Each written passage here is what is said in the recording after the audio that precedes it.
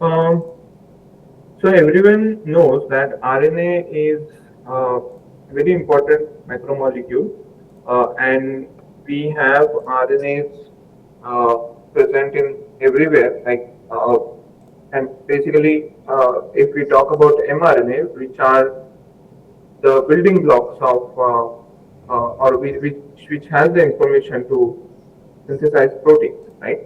Uh, Many times we see the RNA at a very broad perspective, but then what if we can have the ability to look at from the cellular perspective, right? So that is what single cell RNA sequencing helps us to identify and understand more about how RNAs behave and what are the different cellular components or different types of cells in which these RNAs are involved, and then we can extrapolate this to understand the behavior of genes in these cellular conditions, right? Okay, so we know that cells are important. These are fundamental unit of life, and uh, every living organism has cell. Uh, Cells are different in plants and in animals. Larger animals, like larger eukaryotes, have a specific cell structure or cell composition, and you have like different organelles in animal cells. Right? So we are specifically talking about animal cells now. So there are specific organelles which are there, and each of these organelles have different functions which can be or which is important for overall functioning of the entire cell. Also, these cells are dynamic. That means these cells change over time, and evolution occurs on the cellular level, because if there are any processes which are changing during the course of evolution, the first change appears at the cellular level. Right. As I said, cells are diverse. You have plant cells, animal cells, and also bacterial cells. All of these are having different structures and characteristics. Uh, when we talk about specifically the cells which are present in human body, and when we talk about specific types of cells, then you can have uh, different types of cell or different cell types. Like for fat storage, there are different types of cells. For muscle functioning, there are different types of cells. For neuronal functioning, there are different types of cells, and so on. Right. Even the cellular diversity can be seen in different types of cancers.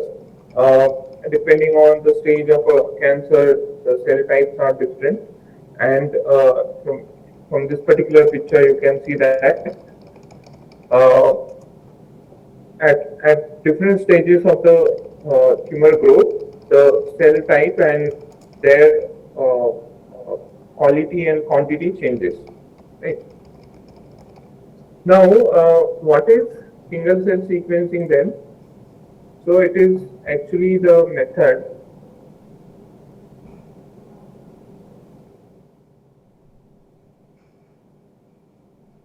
Yeah.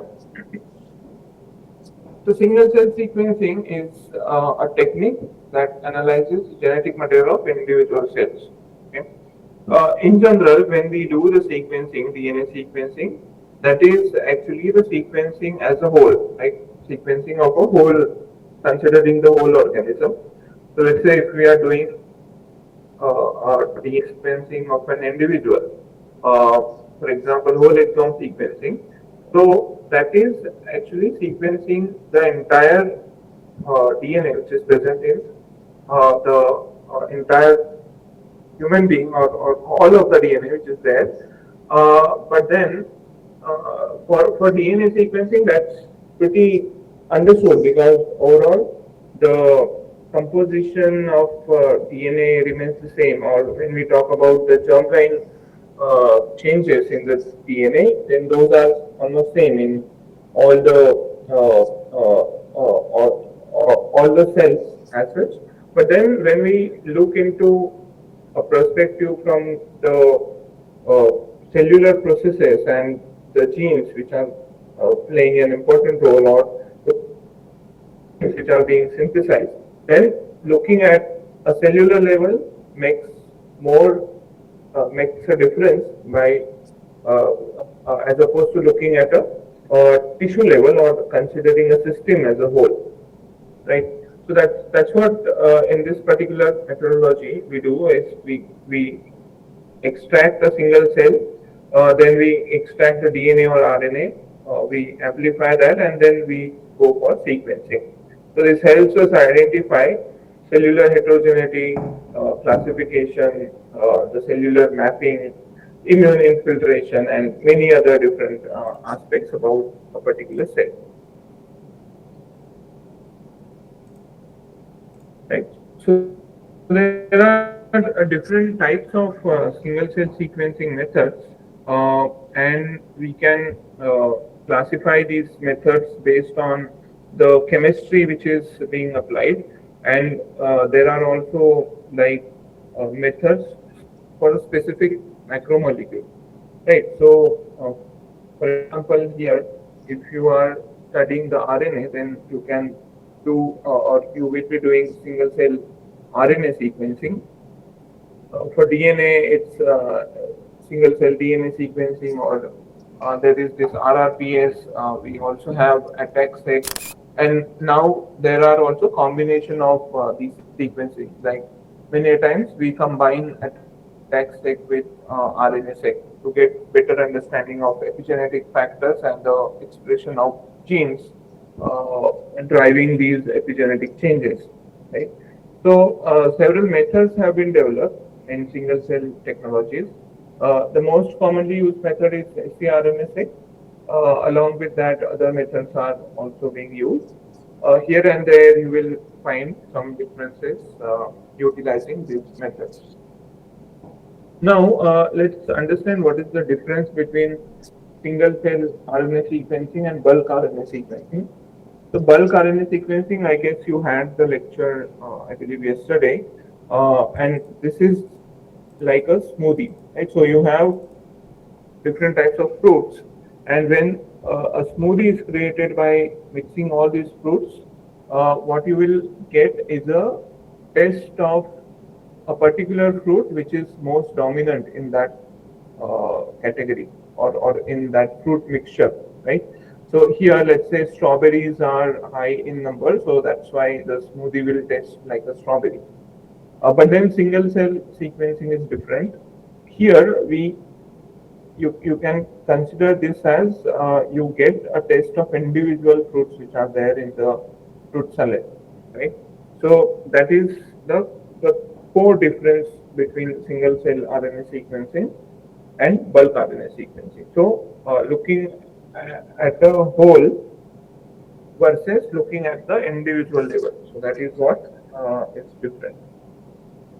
So why this is important then? Because when we do the bulk RNA analysis, or when we perform the bulk RNA sequencing, we get the average expression from all the cells, right? And we cannot identify the cellular heterogeneity in such cases or in such scenarios.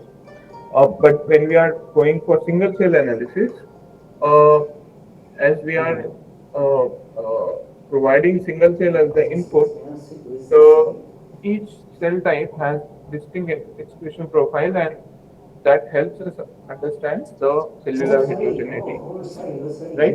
So this is the key benefit of performing single cell sequencing as opposed to traditional RNA sequencing. Okay. So there are other features of single cell RNA sequencing. Is like, as I said, it captures the heterogeneity. You can also identify key genes associated with various diseases and phenotypes at the cellular level. As here, as we are sequencing the individual cell or the RNA from an individual cell, the granularity is higher. That means the resolution is higher, which gives us distinct expression patterns and variability present across different cell types, which is normally not found or we cannot see easily when we do the bulk RNA sequencing and look at the entire system as a whole. Also, this approach enables the exploration of cellular diversity and functional state. So this is important point because many times we see different types of cells, but then we cannot understand how these cells transition from one state to another state, right? Uh, so with RNA single cell RNA sequencing, we can understand the transition of cells from one cell type to another cell type, and at the same time we can also understand how the genes are getting expressed, what are their expression levels at different stages of these cellular transition, and so on. Okay. Uh, so, bulk RNA sequencing and single cell RNA sequencing are different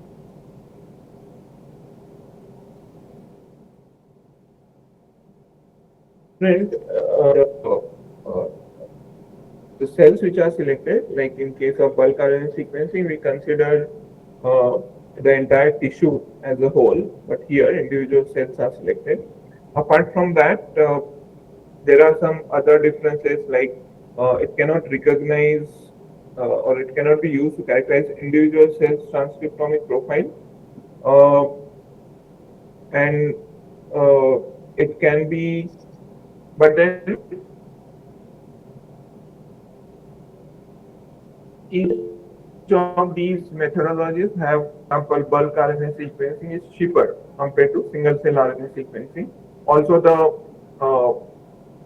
the complexity of data which is generated or the complexity of data analysis is not that much in case of bulk RNA sequencing compared to single cell RNA sequencing, right? So each methodology has its own application. Uh, when we talk about single cell RNA sequencing, it is normally used when we want to understand the cellular heterogeneity and cellular diversity. But in general, if you just want to understand the expression of the genes which are there in any particular condition or a set of conditions, then bulk RNA-seq is better option as it is cheaper and easier to analyze. So over the years, single cell technologies have evolved a lot. Uh, so in 2009, there was first approach that was put forth to isolate a single cell manually and then perform the high throughput sequencing. Then later on, the technologies have evolved, like from multiplexing to liquid handling robotics to pico walls. Now we have in situ barcoding and the technologies like 10x genomics, which uses different methods. Like we have droplet-based methods now, which are more robust compared to earlier methods like dropsec. So over the years, the single cell technology has evolved a lot, and from one cell to thousands of cells at the same time, we can sequence nowadays, right? So there are two key RNA sequencing, single cell RNA sequencing platforms. So although we have seen that these are the different protocols or different chemistries which were developed to analyze single cell technologies. So these chemistries can be divided into two uh, key or two primary platforms or methods, right? One is the plate-based approach, and other one is the droplet-based approach, right? So plate-based approach is actually used when So here, as it says, there is a plate which is used. We'll see in detail how this method works. But then, as I said earlier, as I showed in the earlier slide, that the technologies are different or the chemistries are different, and these are based on these two platforms. Now, Chromium, which is from 10x Genomics, that is actually a droplet-based method of sequencing. Uh, yeah. So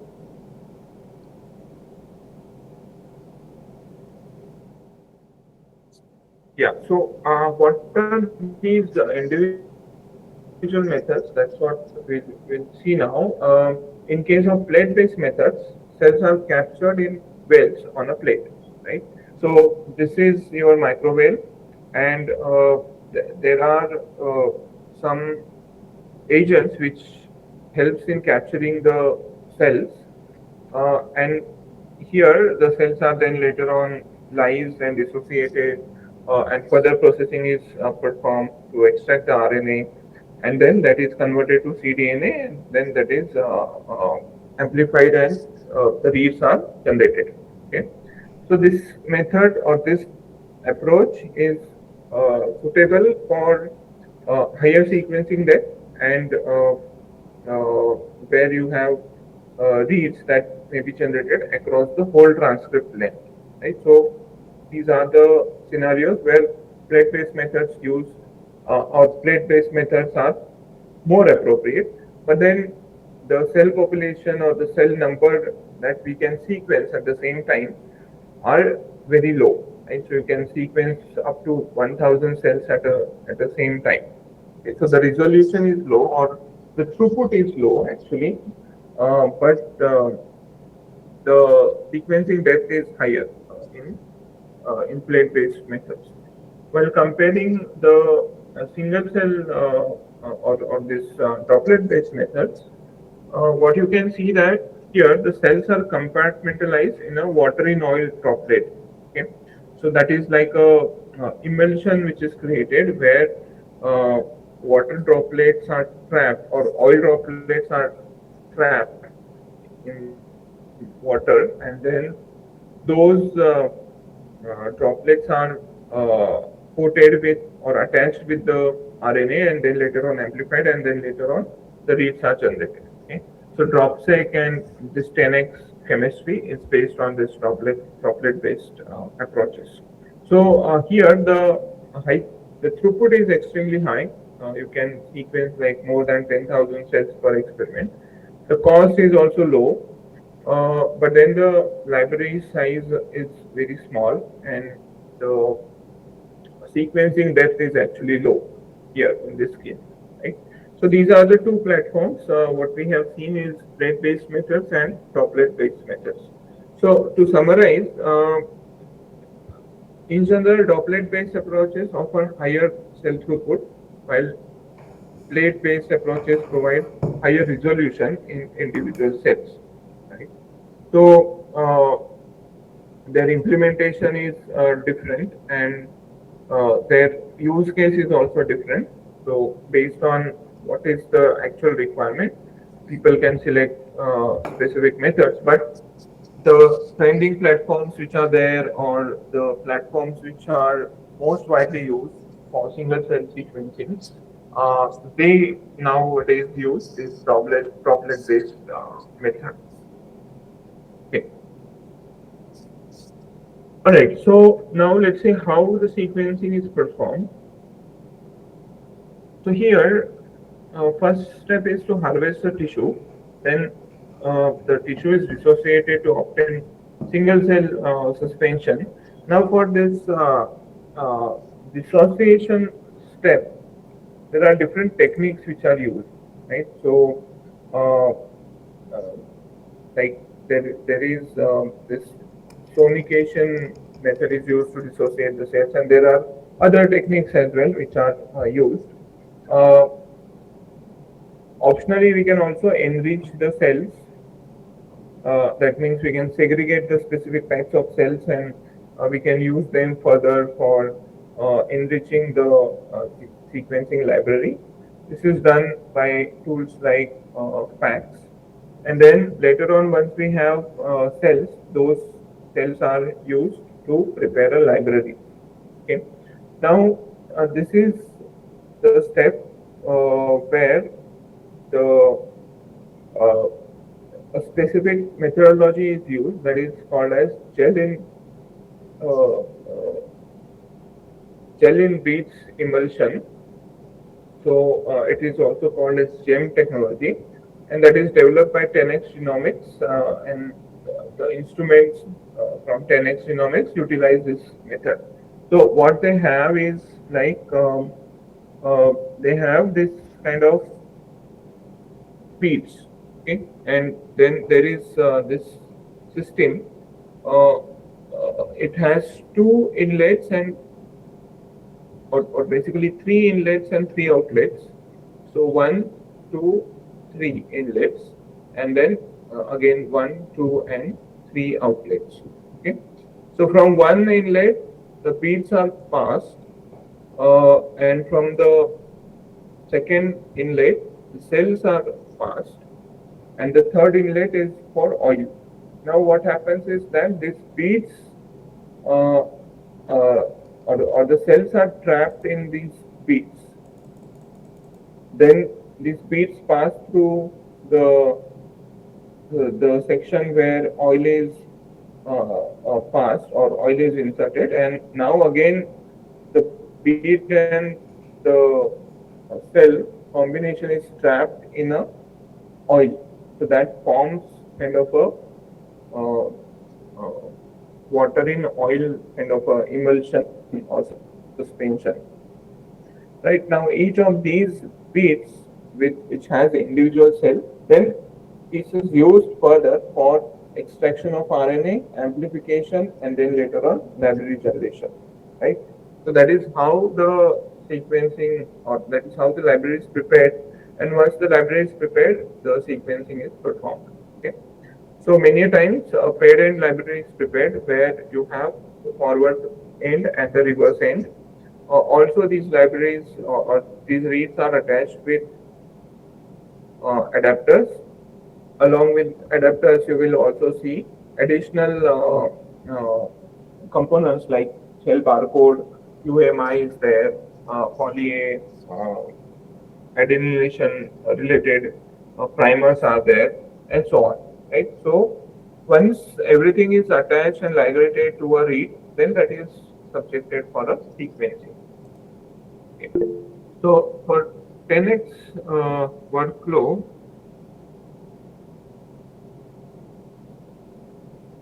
yeah. So for 10x workflow, the steps are like this, where the first step is sample preparation, then chain generation. So this is particularly a step which involves this particular instrument where the gems are generated. Then the library is constructed, sequencing is performed, then we go for data analysis and later on data visualization. Okay.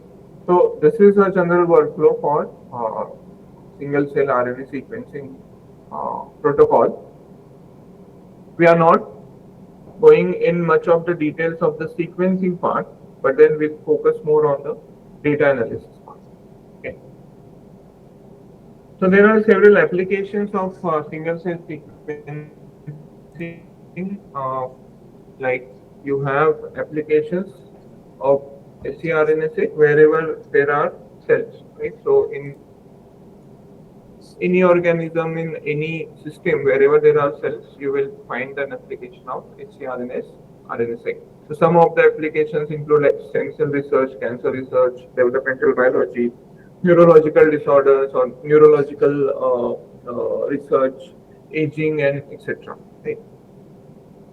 Okay, so that is one part, what is single cell RNA sequencing and how it is performed and what are the applications. Before we proceed further, are there any questions?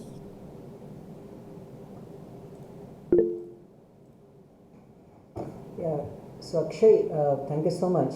So I was just wondering, in the previous slide, when those micelles are formed, those oil and oil in water micelles and all, then just in order to avoid the blockade, we add the we add some enzymes, and then that will be followed by the barcodes, is it? Yeah, right. Yes. So I haven't shown the entire procedure here because that might be confusing to Yeah, no, it's students. okay. Yeah, I But just then wanted to actually, learn that. Yeah. yeah. So as you are saying that once these beads are generated, so here what we have is a bead and a cell which is trapped in this particular suspension. So the main purpose of doing this is to separate out individual cells, Oh, because yeah. if we don't do this, then the cells won't get separated, and we may get like doublet or triplet or so Right, on. right, yeah. Right. So to avoid that, we do this, or the chemistry does this, and then once we get individual cells separated by these beads, then those are subjected for lysis and then RNA extraction and then further processing. Right. And this technology, I know this was, of course, now you are showing about this thing, but PacBio also introduced something called DropSeq, I think. I don't know if this DropSeq is adopted by 10x. Dropsec, yeah. Yeah. It's a similar technique. Yeah, okay, yeah. Actually, Chromium or 10x improvised their methodology on the basis of dropsec itself. Oh, I see. So earlier it used to be dropsec only. So Oh, even okay, yeah. 10x were using dropsec Okay. technology earlier. But Yeah. then later on they improvised it and now they call it as Chromium, and now they have Xenium and so on. Yeah, yeah. Thank you, Akshay. Yeah, thank you so much. Thank you. Any other questions?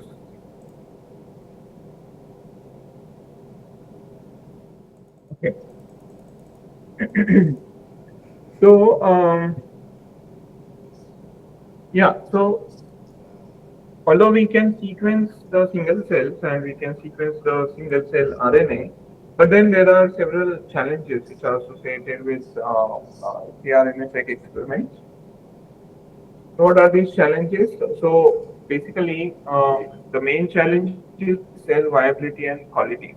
Right. So many a times, while separating the cells, their quality reduces or cells get damaged, and that causes challenge or problems with their viability while performing the experiment.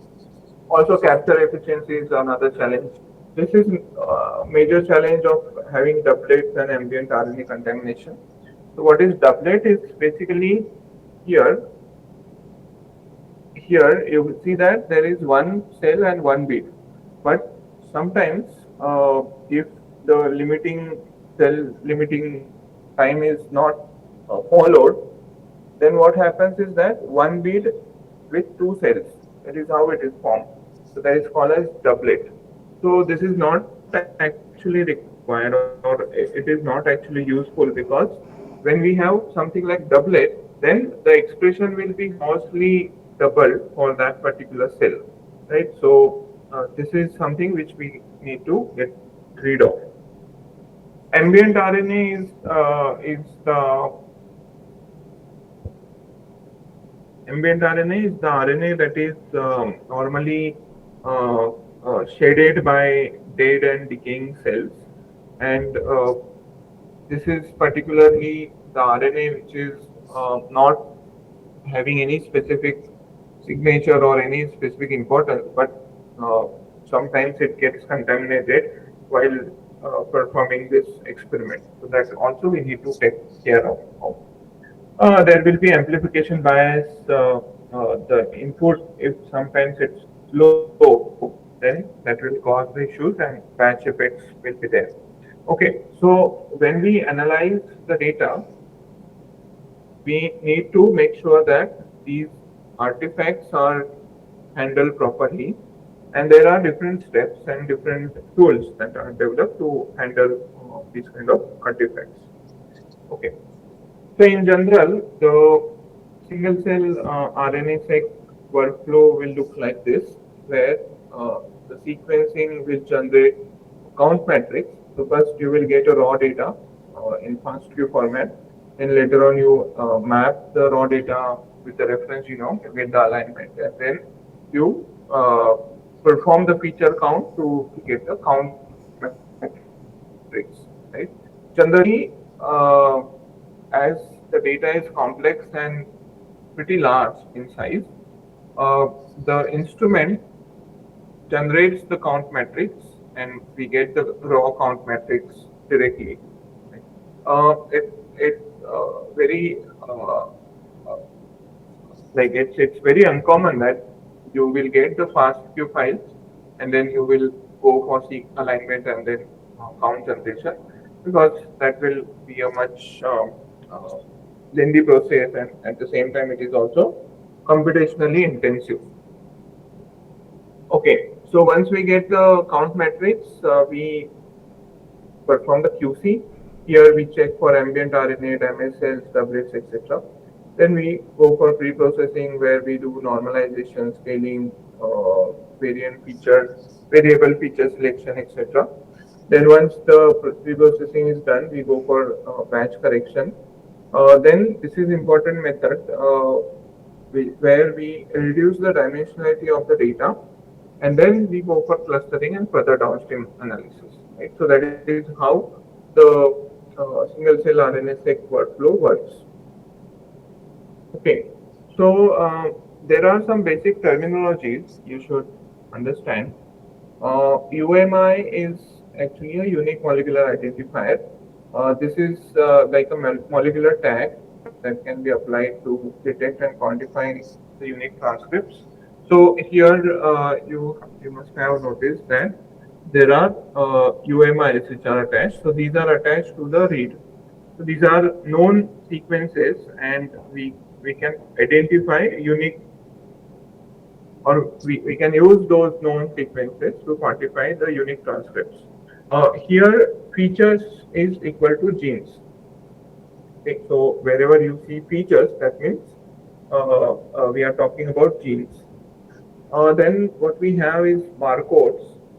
These are the again, these are short DNA sequences of known DNA composition, and these are used to identify reads that originate from the same cell.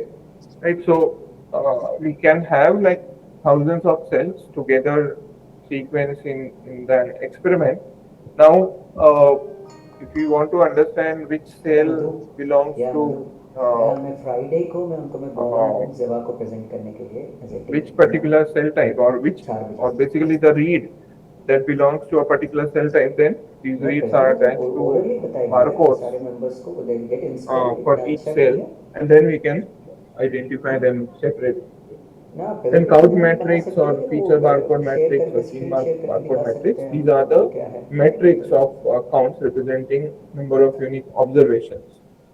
That can be either read counts or या no she feature already, counts, नहीं that she is is already the mailed me, she will gene do it, counts don't or worry, the barcode या counts. Doublets और are this is when मेरा two mail देख cells are लेना, encapsulated in okay? one reaction volume. As I showed मैं when अप्रैल there are 31 से two बायोक्लूज different बंद कर रहे हैं, ठीक है? ऐसे, ठीक है, मैं बाद में cells बात attached करूँगा, to the bye same bead, bye. then that forms a doublet. Okay. So here we'll see an example of how RNA, how single cell RNA sequencing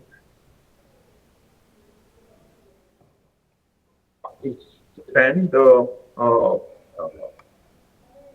understand the cellular reprogramming in cancer treatment. Okay, so this particular case study, which was published in Frontiers, here what they did is uh,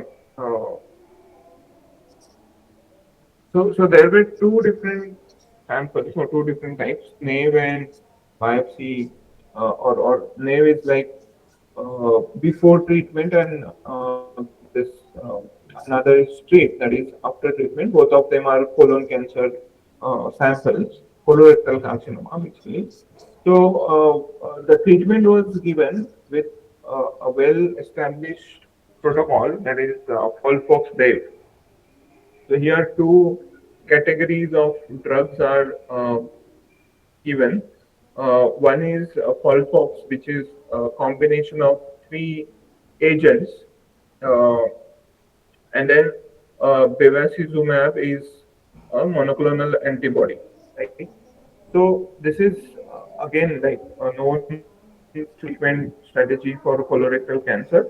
So here the treatment is given and the biopsy sample is taken. So before treatment and after treatment biopsy samples are taken, and those are then subjected for single cell RNA sequencing to understand the cellular heterogeneity and the differences, right? So this is the case study. Colorectal cancer cases are taken. For Fox-Wave treatment is given, and here they basically understood or they wanted to understand the tumor microenvironment for this particular type of treatment and treatment in specific to colorectal cancer. So this is the analysis workflow that they perform. So the reads are processed to cell ranger, then further QC is done, normalization, batch correction, dimension reduction is done. Then copy number variations they identified using inference series, then further downstream analysis was done to identify differentially expressed genes, their enrichment and the pathways and all of those things, right? So now what were the key findings for this study? So they identified cell types and the specific marker genes. Okay. So here, so this is actually a UMAP. So this type of plot is called as UMAP. We'll see how the UMAP is generated. And each cluster is for a specific cell type. So the cells are, you can see the cells here. Uh, so normally these are the cancer samples, right? So the biopsy is for the cancer tissue.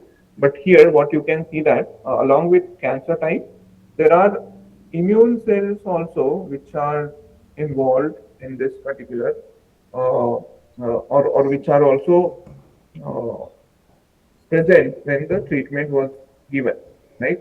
So one cancer cell and five distinct immune cell types were identified based on the annotations. Okay. Here we can also see that the cellular composition of tumor microenvironment, so that is before and after treatment was different, right? So this is actually the cellular composition of before and after treatment. So before you can see that there are more number of cells which are there in the cancer cluster, but cancer cell cluster, but then after treatment, those cells are not there, right? Or the cancer cluster cells got reduced after treatment, right? So that is what is expected because the therapy is to kill the cancer cells, and that's what we can see here. Also, here we can see that the gene markers are for different genes, and specifically these are for pathways associated with proliferation, metastasis, angiogenesis, etc. Right? So that is what we see here in case of cancer cells associated with specific pathways. Uh, Another important characteristics or another like uh, interesting observation that they have found out is the proportion of each cell type in tumors before and after uh, treatment, right? So you can see that before treatment, the T cells or basically the immune cells were not in much of the quantity, but then after treatment, these immune cells have increased, right?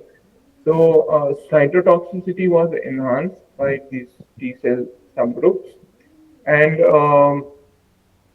uh, the overall functionality of tumor-associated macrophages or TAMs diminished in treated samples. Right. So this particular study gives us an idea that how single cell RNA sequencing can help us understand the cellular heterogeneity and the effect of particular treatment before and after uh, uh, or before and after giving the treatment. So at a molecular level, what changes are happening, that's what we can understand in such kind of studies. Uh, as opposed to RNA sequencing where we could have just identified some genes which are expressed or which are upregulated or downregulated in different conditions, right? But then here we can identify the specific cells and the specific genes which are contributing to the upregulation and downregulation of those genes. So these are the key findings which we just discussed. Right? Okay, so that's about the overview of single cell sequencing. Now we'll move towards the demonstration part. So before that, are there any questions?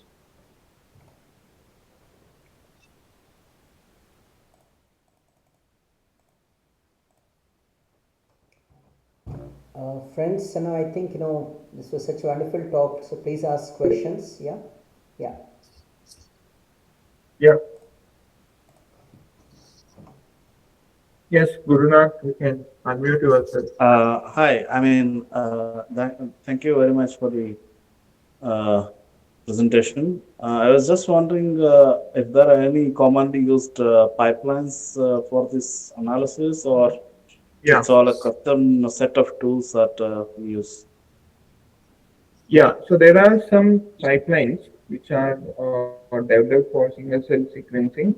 We'll see some of the tools. One famous pipeline is from Surate. Surate is a bioconductor package which is developed by Satija Lab. And they also develop other tools like ScanPy is there. So Surate is on R, or it's a R-based package, and ScanPy is the Python-based package. Both of them does the same thing. They can run the entire, like you can use these tools to run the entire analysis. We'll be actually looking into the Surate-based analysis now. So just share my screen.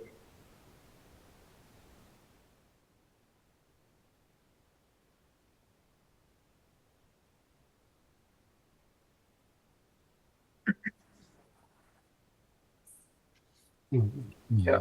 Before that, any other question before we start the demonstration part? Thank you very much for your presentation. It was well presented and it was an excellent one. My question is regards RNA spike-ins. I know for some analysis, some people include spike-in, the RNA spike-ins in their own analysis. I know SWOT does not do that. And usually when you are working on, let's say, some other sources that are not cell 10x ranger, you may have to deal with spike-ins. I just wanted to know more or further about it. Then secondly, I know some analysis also talk about cells in their stages of mitosis, whether anaphase, metaphase, and all the others. They also try to account for that, do analysis. I also wanted you to speak more on those two things. Thank you very much. Yeah, sure. I'll try to cover as much as possible. With the brevity of time, I'm not sure how much we can cover today, but I'll try to answer your questions. But of course, later on also you can ask the questions. But then specifically for Pikins, so this can be handled during the analysis itself, and in general. Uh, Spikings are used to, so these are like a control system, right? So Uh, so normally when we have um, so this is first introduced in microarrays when we need to hybridize the probes, and then we need to understand the background intensity. Then we use these spike-ins, right? There are some standards spike-ins which are used like ERCC, etc. Right, but then here in case of HCRNSA, these are handled while we perform the normalization step, right? So that can help us uh, measure the technical variation and then uh, have an accurate quantification of the transcripts. Right, so we'll see how this can be done in the demonstration. So for this one, I'm using this particular Galaxy instance that is specifically developed for single cell omics related analysis. And this is the URL. You can also go to this URL and follow the tutorial. I am following this particular tutorial here.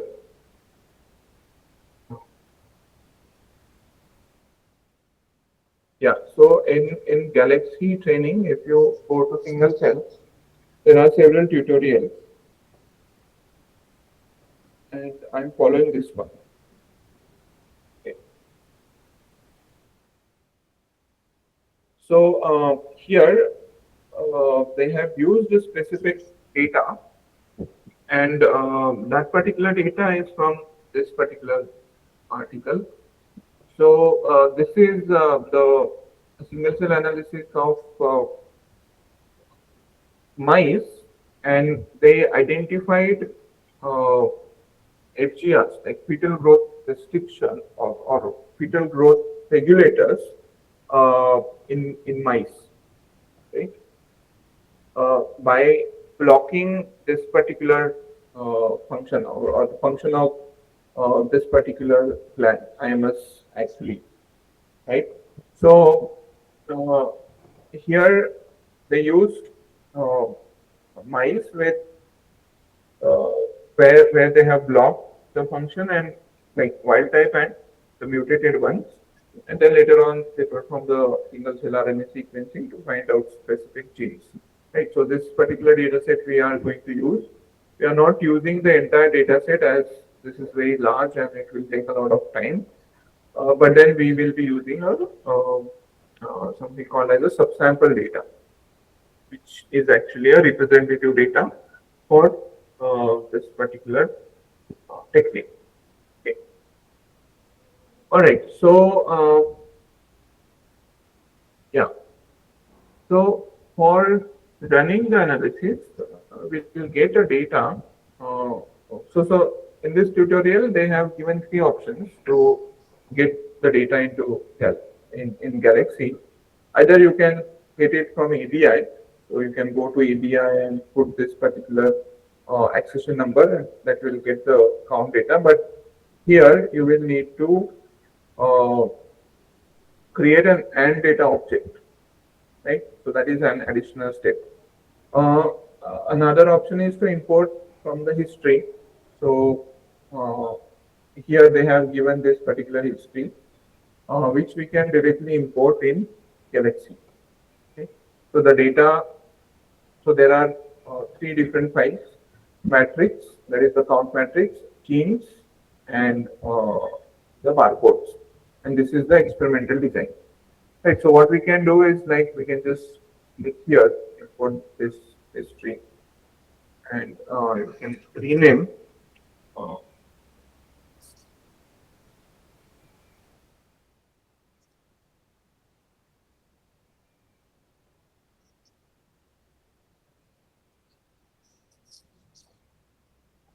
okay. Now this will be copied to my particular instance, and I can then use it for the analysis. So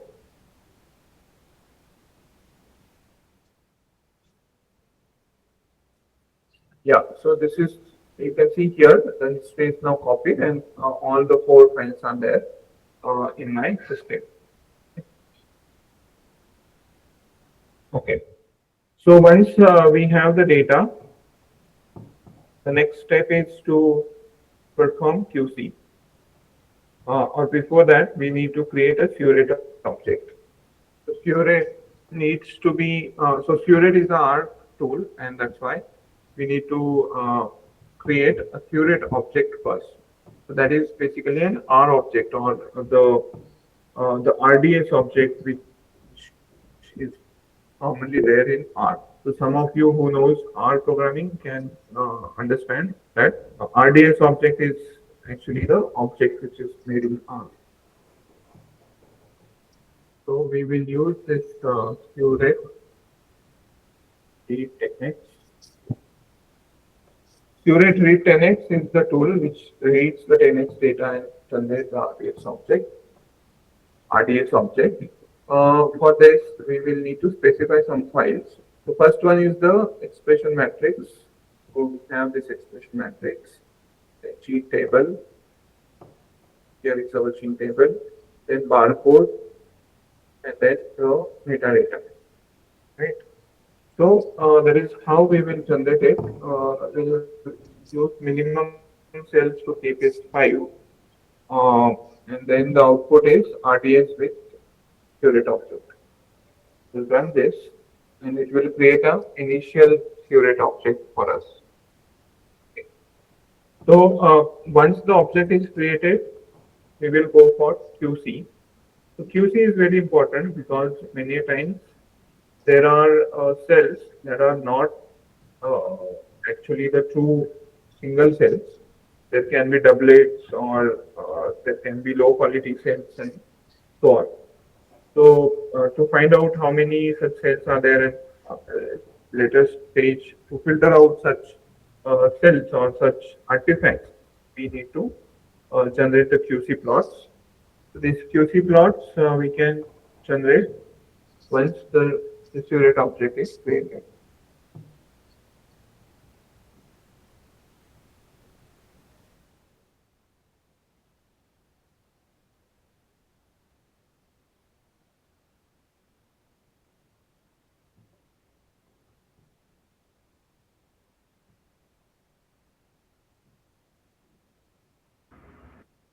So here is the galaxy link.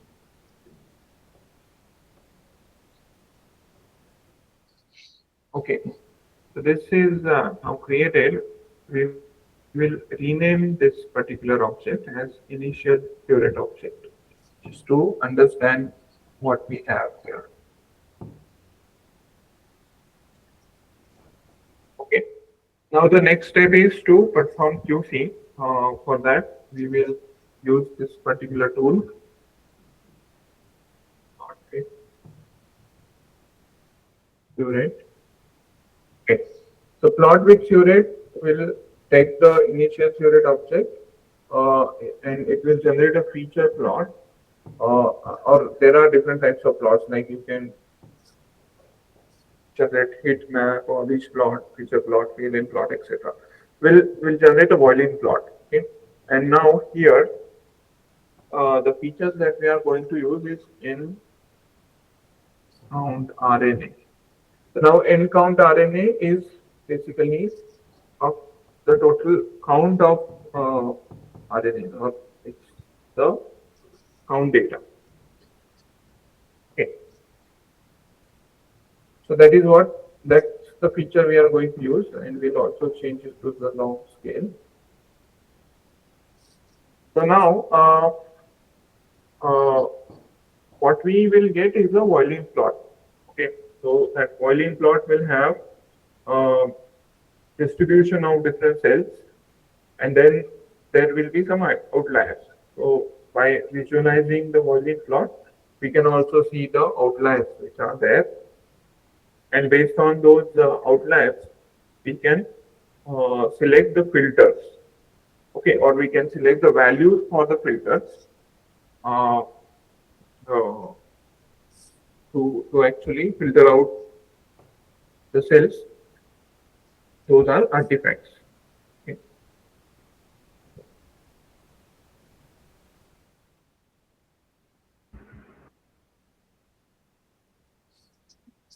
Okay.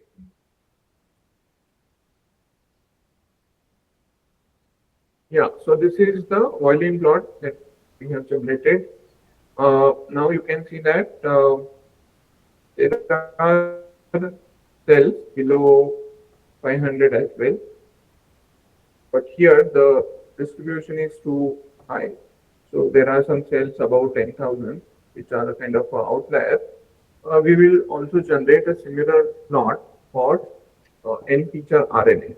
Okay, so here we will use N feature RNA. So earlier we have done this for counts. Now we will do this for genes features.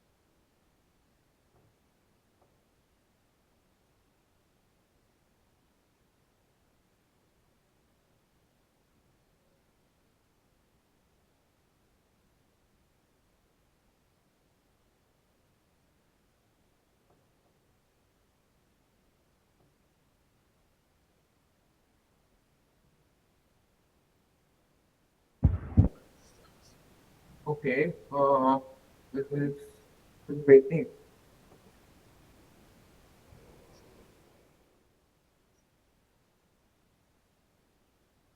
Yeah.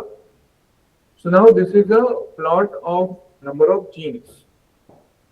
Okay, what you can see here is although on the upper side there are not many genes which can be flagged as outliers, but on the downside there are several genes, right? So now what we understand by looking at this plot is our lower threshold should be below 500, and for this one the upper threshold should be above 10,000, right? So that is what is the threshold we need to use to filter out the cells. Okay. So there is this tool called as curate filter calls. So curate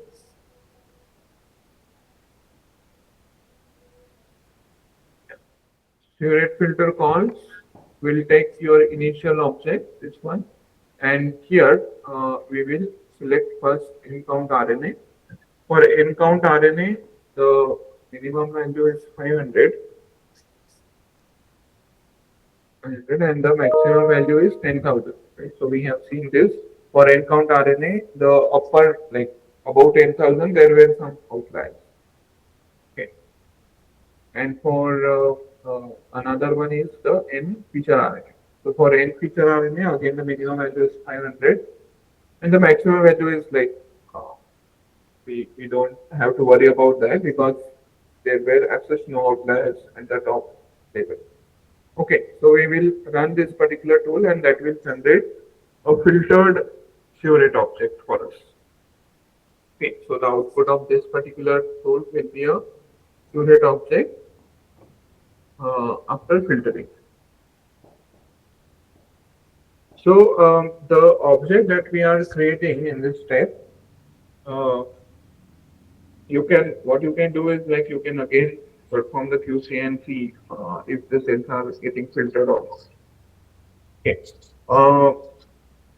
Now here, as we have removed the like considerable number of cells, you will see something like at the lower end and at the upper end, the outliers are removed or these are uh, filtered out. So that is what you will see. So now once we have this filtering done, next step is the processing.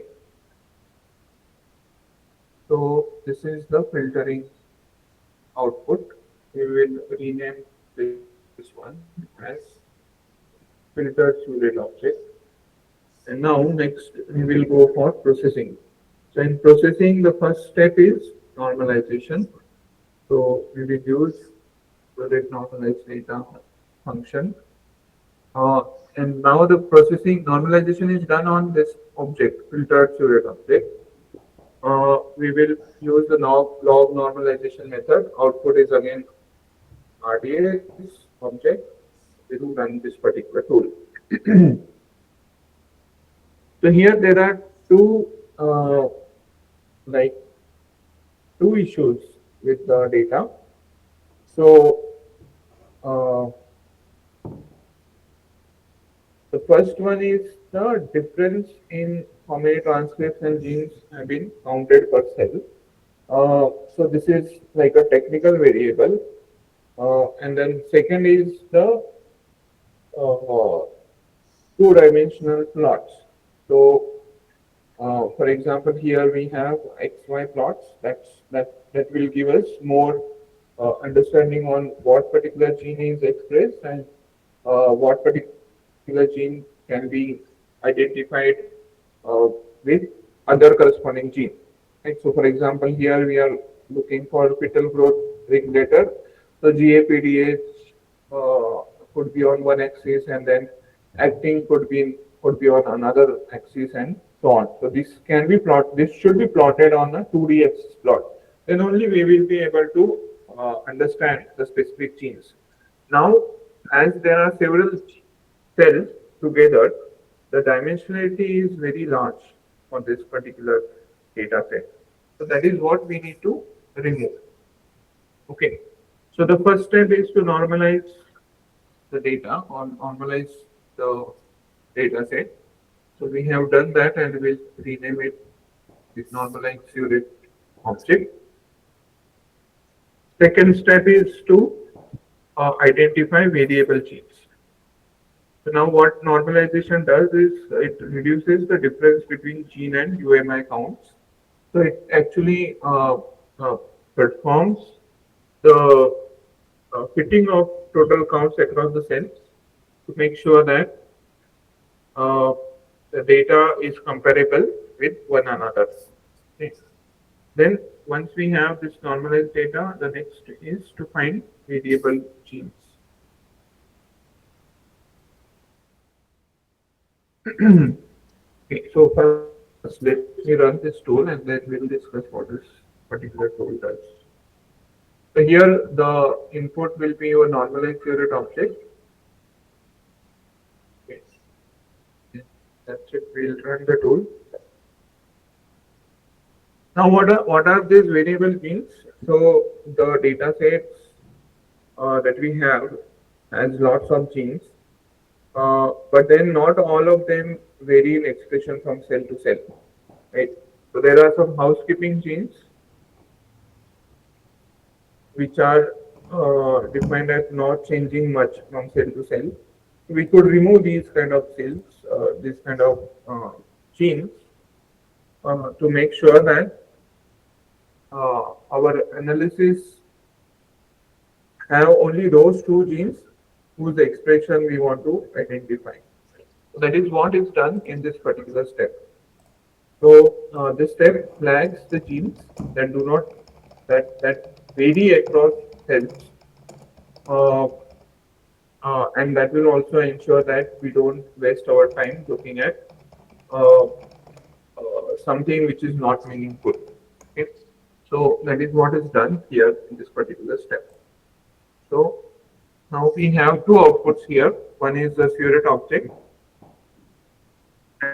and another is a table. So the table has all those genes which are variable genes. I will rename this particular Surrey object, and this is a tabular file where you will see the variable genes. So these are the different genes which are variable genes. Okay, so once we find out the variable genes, the next step is to scale data. Okay. So for this, the input is your RDS object. For scaling the data, we will also need a table of variable names. So that is what we have generated here. This table we will provide, and so the variables to regress is the count. So we want to regress the count variable, or we want to uh, basically we want to uh, scale the data based on the read counts, right? So that's why we have selected this one, and the model is linear. It will run this one. Okay. All right. So so here we complete our pre-processing. So in pre-processing, what we have done, normalization, uh, we identified the variable genes, and then we also scale the data. Right. Now scaling is done because we want to do dimensionality reduction. I'll talk about dimensionality reduction in few minutes, but then scaling transforms the data set such that all genes have the same variance and a zero mean actually. Right. So that's why scaling is performed.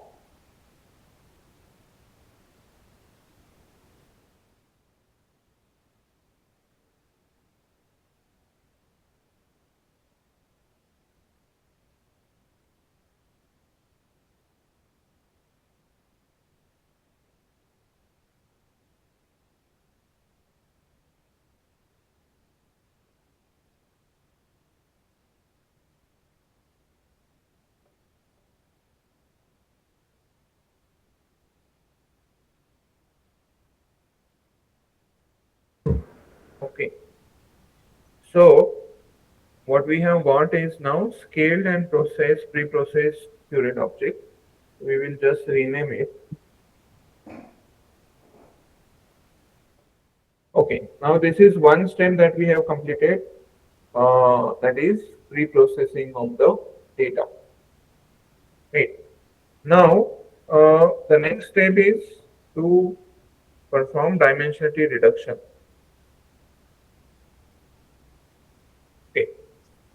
So here, let me talk about dimensional reduction first, or let's first run the tool because it will take some time.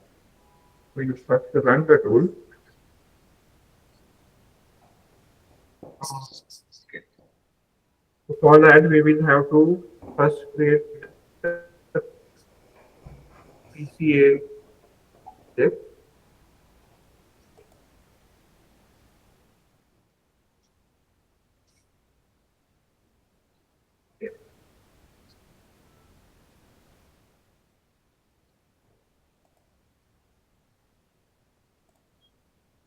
Yeah. So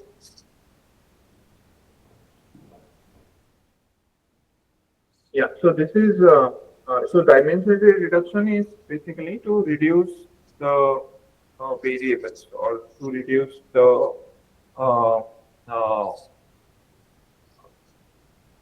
multi-dimensional data to fit in two-dimensional data set, right? Or basically to convert a multi-dimensional data for a two-dimensional plot. And so that is what is the dimensionality reduction. And PCA is one of such methods. There are other methods like here you can see TSME is there, UMAP is there. These are different dimensionality reduction methods. Uh, Here we want to generate UMAPs, right?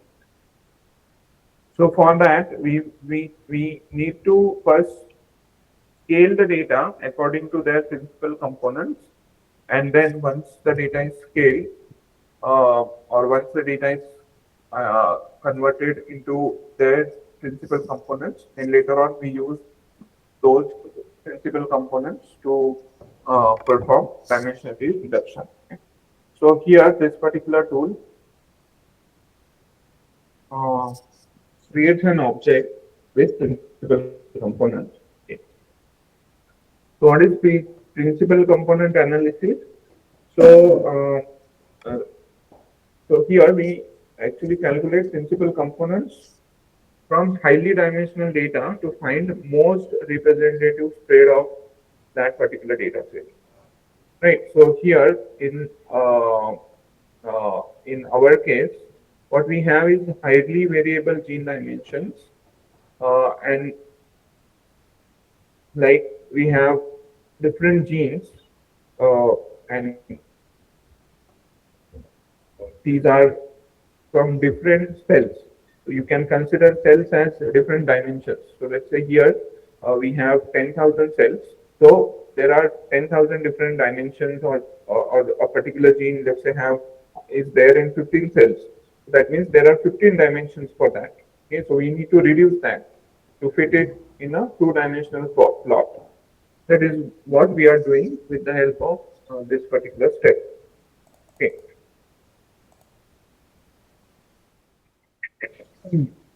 So here the first line that yields the most spread and variation across the cells will be our first principal component, and based on that this particular tool will calculate all the different principal components, and then we use those principal components for further generating the UMAP.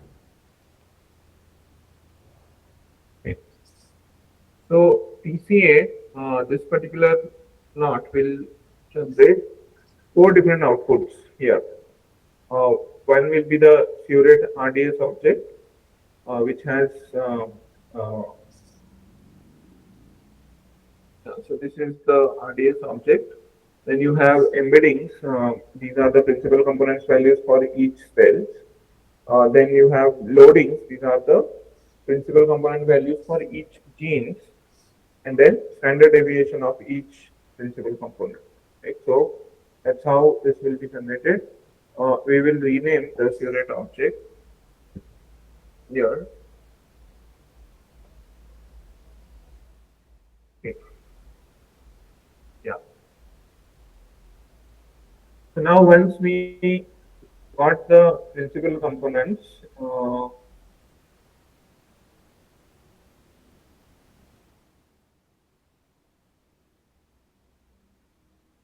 yeah. Uh,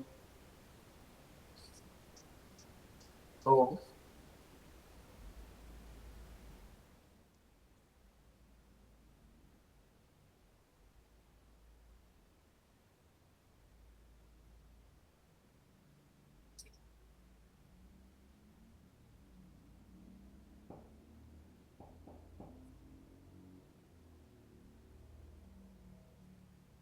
okay.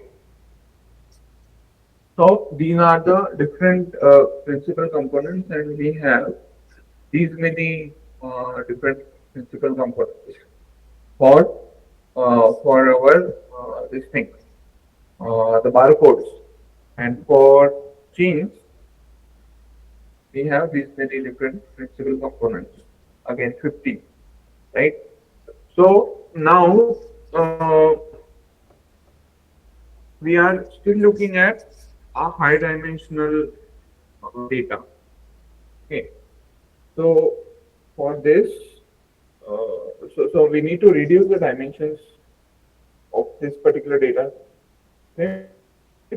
For this, what we can do is like we can use a method called as k nearest neighbor graph method, which will identify the cells that are close together and which that are not close together. So here we will identify those cells which are closely packed and differentiate from the other cells which are not related to this particular group.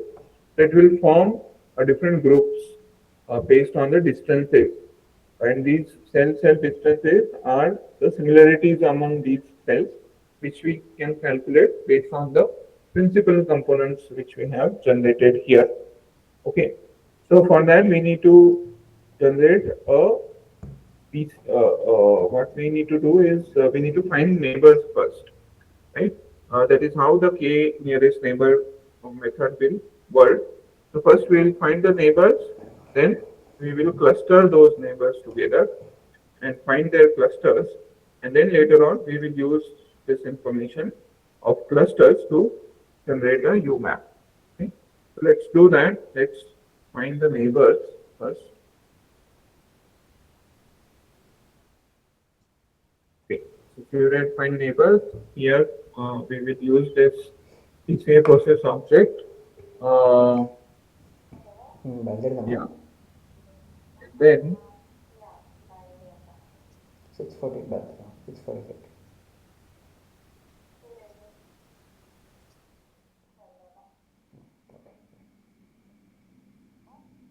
సరే సరేరా. it actually is PCA dimensions. So here we have 15 different dimensions. We will put those 15 dimensions. And assay is RNA. Okay, so let's run this. It will again create an RDS object. Now this will be your pre-processed curate object with neighbors. So here we will find the neighbors. In the next step, we will find the clusters.